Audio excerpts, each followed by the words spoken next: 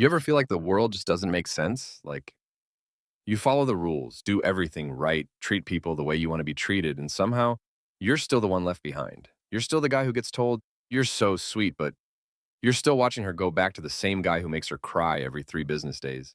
And you're sitting there thinking, what the hell is the point?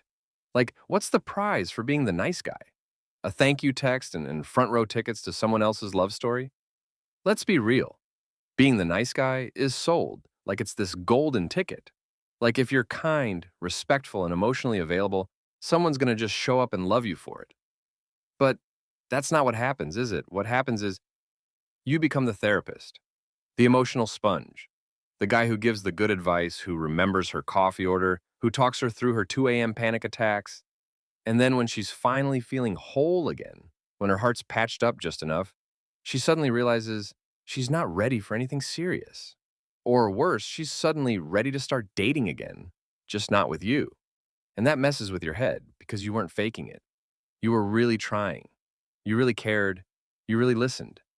And she even told you, I feel so safe with you. But here's what nobody tells you. Safety and attraction are not the same thing. Safety is a hotel. She checks in, gets rest, and leaves. You think being nice is the whole game, but it's not. Being nice is the bare minimum. And when it's all you bring, it just feels empty, like white rice with no sauce. But here's the twist. The real reason nice guys finish last isn't because women like bad boys. It's because nice guys aren't being honest. They're being strategic. That one's gonna sting, but sit with it. A lot of so-called nice guys are just scared guys in costume. They don't speak up when something hurts. They don't say what they actually want. They don't lead. They don't challenge. They don't express desire. They just orbit, hovering, hoping, hiding. They call it love, but really it's just fear wearing cologne. Because if we're being real, a lot of nice guys don't want an equal relationship. They want to be needed.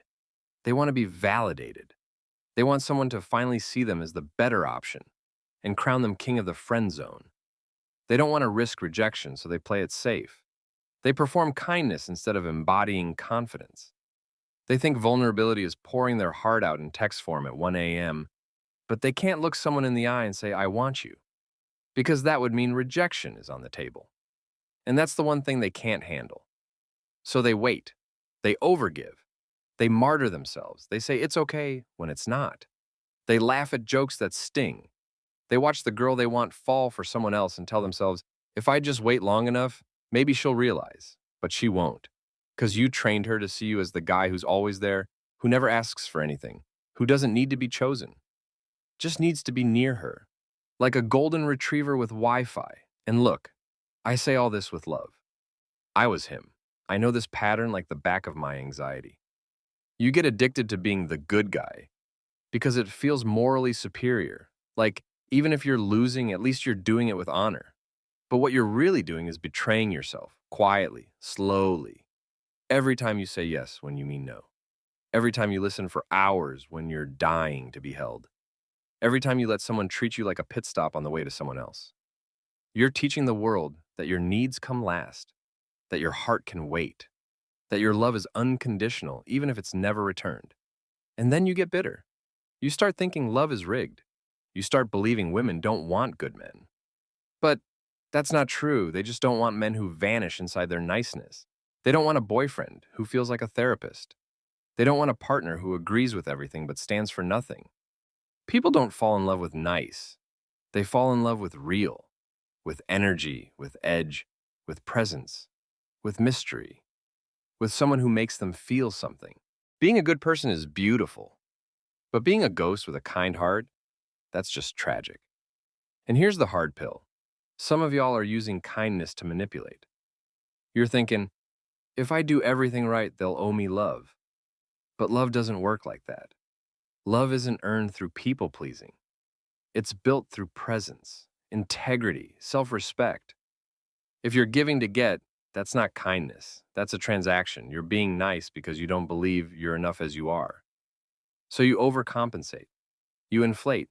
You send flowers, write letters, plan dates in your head that never happen.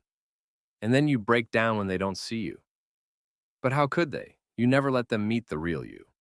And don't get me wrong, the world needs kind men, emotionally intelligent, loving, supportive men.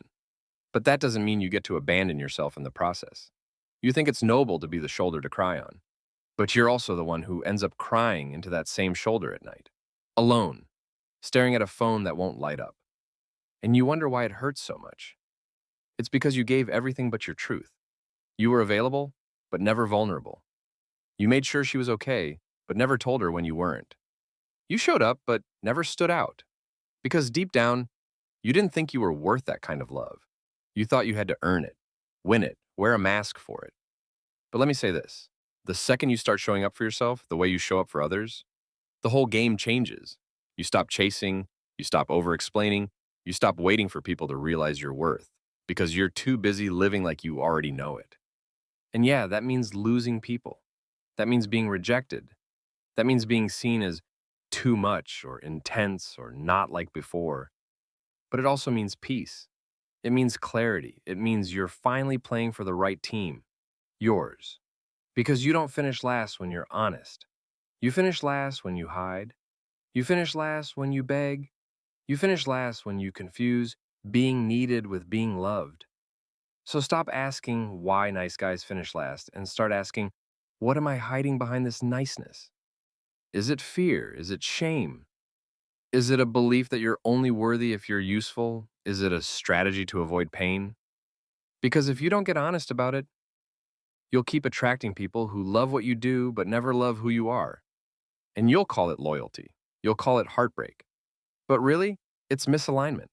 You're not supposed to be the guy who gets chosen out of pity or convenience, or because you've always been there. You're supposed to be the guy who walks into the room like his soul's on fire, who can say, "This is what I want," without apology, who can love deeply without disappearing, who can hold someone else's heart without dropping his own. You think you're being rejected for being good, but you're being rejected for being absent, for being overly accommodating, for being a yes man in a world that's starving for something real. And here's what no one tells you. Being real is risky, it's messy, it's not always well received, but it's magnetic. It changes people. It calls in the kind of connection that doesn't need fixing, doesn't need faking, doesn't need waiting. So if you're tired of finishing last, maybe stop being the guy who waits to be chosen. Start being the man who chooses, who leads, who tells the truth even if it shakes, who lets go of the need to be perfect, and finally starts being whole. And yeah, it'll feel weird at first. People might pull away, some won't like it. But the ones who do, the ones who see you, they'll stay. They'll match. They'll meet you in the fire, not just the comfort. And you'll finally feel what it's like to be loved, not for what you do, but for who you are. So maybe this hits something in you. Maybe you're sitting there feeling like I just said what you've been thinking for years, but didn't have the words for. If that's you, you're not broken. You're not weak. You're not too nice. You're just done hiding, and that's the most powerful place you can be. Because from here, you stop chasing people who never had the capacity to love you.